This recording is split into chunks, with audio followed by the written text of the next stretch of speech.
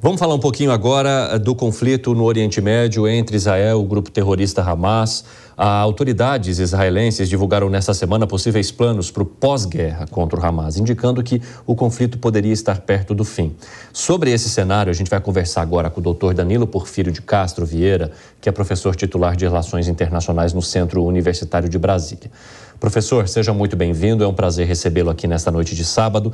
Gostaria de entender que análise que o senhor faz dessa possibilidade ou de se apresentar um plano de pós-guerra nesse momento em que o conflito começa a escalar também na parte norte de Israel contra um outro grupo que é o Hezbollah. Boa noite, Evandro, boa noite ao público. Vamos lá. Nós estamos percebendo que existe uma pressão, vamos dizer, uma série de pressões que já vinham da região do Oriente Médio e que, de alguma maneira, principalmente em função das eleições por meio dos norte-americanos, pressão essa que já começa a exigir ou a pleitear por parte de Israel uma ação de atenuação ou uma ação conclusiva do conflito na faixa de Gaza. Entretanto, isso em função, inclusive, às questões de ordem humanitária que, de alguma maneira,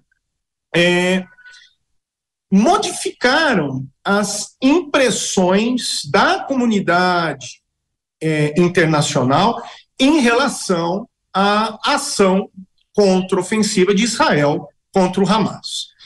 Só que nós temos que tomar algumas cautelas, né? Nós temos que observar que o primeiro-ministro Benjamin Netanyahu pode até, em função de atos, Evandro, como aconteceu, de uma retirada já de forças de apoio norte-americanas na região do Mediterrâneo, que isso já é um aviso aonde o quê?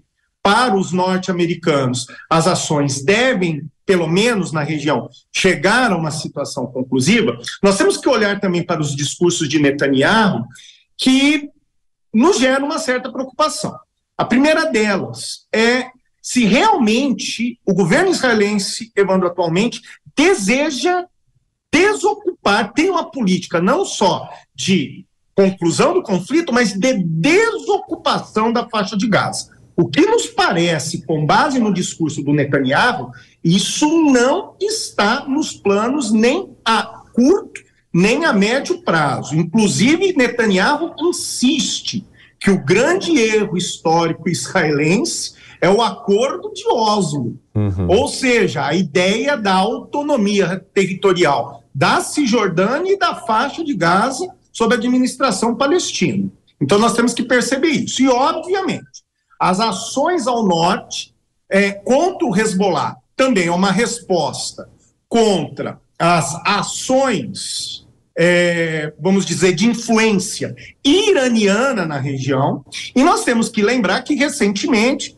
o Saleh al-Aruri, que era o líder do braço armado do Hamas, foi morto no sul do Líbano, que estava sob proteção do Hezbollah. Então, essas ações são ações de acomodação, mas o conflito ainda não está num processo conclusivo ainda, não. Sim, professor, eu quero até trazer aqui uma menção que foi feita pelo ministro da Defesa israelense, né, agora recentemente. Ele disse o seguinte: uma vez alcançados os objetivos da guerra, não haveria nenhuma presença civil israelense na faixa de Gaza. Só que Israel manteria a liberdade de ação operacional na faixa de Gaza e iria, inclusive, inspecionar mercadorias que entram no território. Ou seja, seria a manutenção de um controle como um todo, mas apenas não teriam pessoas israelenses dentro desse território. Agora, de que forma que isso poderia gerar a situação de liberdade para ambos os lados, que seria necessária para que o conflito diminuísse de fato ou não voltasse a escalar da maneira que nós acompanhamos desde outubro do ano passado? Então, Evandro, o que nos parece aqui é que o recado está muito claro. Não há uma pretensão, em regra, de uma ocupação ou de uma anexação ou de uma ação permanente israelense na região da faixa de Gaza. Entretanto, a faixa de Gaza continuaria em prol da própria segurança israelense sobre uma espécie de intervenção, de uma presença militar, de uma presença no intuito de estabelecer aqui um controle securitário, um controle policial, para que, aos olhos do governo israelense, erros antigos, erros que perseveraram e que causaram os eventos de outubro, não se perpetuem mais. Então, a presença militar interventiva, a ocupação militar sob um pretexto policial, sob um pretexto securitário, seria mantido, né? E em resposta, não haveria nenhuma, em primeiro momento, intenção do Estado israelense de rever a ideia, vamos dizer, de uma autonomia civil ou de uma autonomia política dentro do espaço de Gaza. Mas isso a gente vai ter que pagar para ver. Professor, a gente estava acompanhando também dessa força-tarefa a possibilidade deles intensificarem os ataques ali no sul, no que eles dizem que seria uma operação para destruir os terroristas do Hamas que estão ali naquela área, né, principalmente concentradas ali no sul. Numa forma de que eles falam de exterminar o Hamas. O senhor vê possibilidade de extermínio de um grupo como esse? Mais do que isso, em caso de se acabar com um grupo como o Hamas, esse vácuo de poder não poderia abrir espaço para que outros grupos também terroristas ou ligados ao terrorismo de alguma forma passassem a tomar conta daquela área ali? Evandro, não se extermina a causa. Esse é o ponto. O Hamas é um movimento de insurgência islâmica. O fundamento do Hamas não é apenas uma causa nacional, mas é uma causa identitária religiosa, de índole jihadista. Então, não se destrói causa. Os insurgentes, os terroristas, ou os jihadistas, se assim preferirem, né, poderão ser mortos, poderão ser aniquilados, mas no lugar desses insurgentes mortos, virão outros, e sem contar. Estamos vendo isso. As lideranças do Hamas não estão necessariamente mais na faixa de Gaza. Estão no Líbano, estão no próprio Catar. Lembre-se que o Hamas é um braço da Irmandade Muçulmana, e o Catar é um espaço de acolhimento da Irmandade Muçulmana. Então, essa retórica de extermínio do Hamas é meramente retórica, porque a causa política, ela perseverará, não é?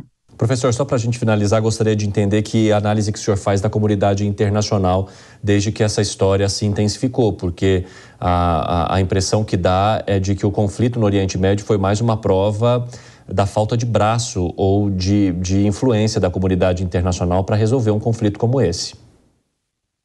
Na verdade, o que eu levanto sempre é que o direito internacional, com todos os seus avanços, Evandro, possui uma grande barreira, ou melhor, até duas. A primeira delas, a soberania dos Estados.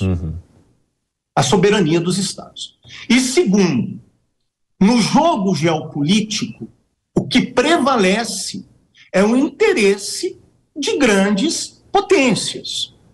Enquanto Israel, né, estiver, né, escorado no apoio norte-americano e do outro lado, por exemplo, o arco xiita possuir íntimas ligações com a Rússia e não há um compromisso sincero, claro, de se resolver o problema da autonomia palestina, a situação vai perseverar. Não há dúvida nisso.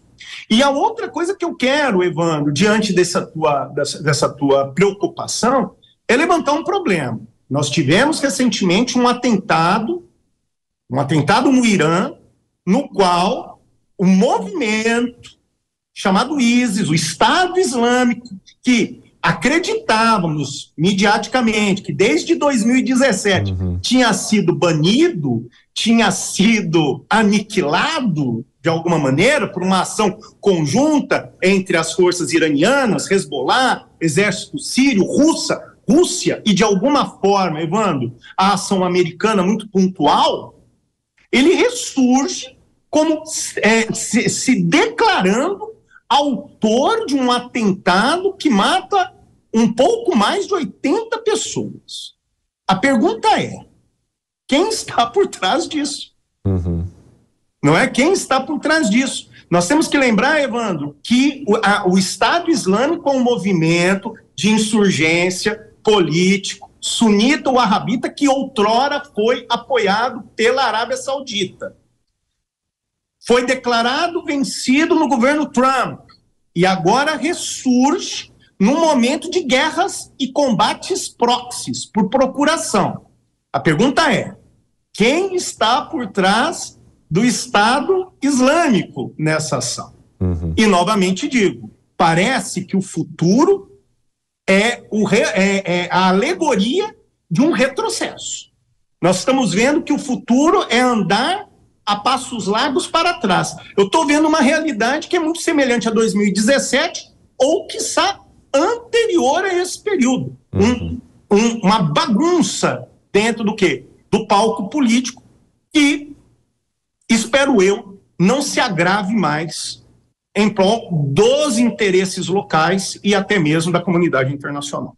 Professor Danilo Porfírio de Castro Vieira, muito obrigado por conversar conosco neste fim de semana. Espaço está sempre aberto por aqui. Até a próxima. Um abraço, Evandro, e até a próxima. Um abraço.